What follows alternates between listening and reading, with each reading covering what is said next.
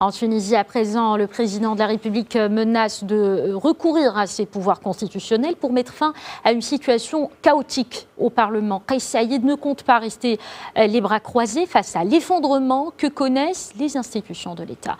Les précisions en compagnie de Najwa Bécha.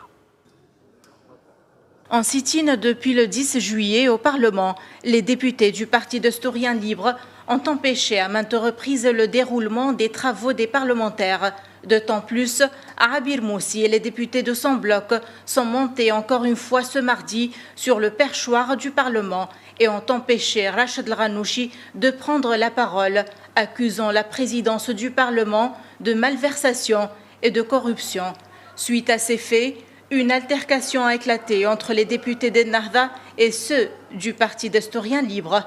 Ce que nous faisons est un sit-in. Nous avons exigé que tous les étrangers soient contrôlés avant d'entrer au Parlement et que des personnes fichées par le ministère de l'Intérieur n'aient plus accès aux locaux du Parlement. Ce qui se passe au sein du Parlement est un scandale. Nous sommes contre ces protestations qui perturbent le fonctionnement normal des sessions plénières.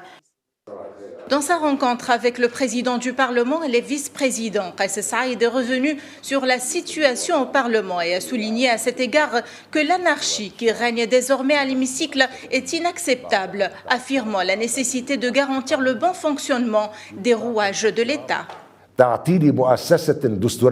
Je n'ai aucun conflit avec aucune partie, mais ma mission consiste à veiller à la pérennité de l'État et au bon fonctionnement de ses institutions.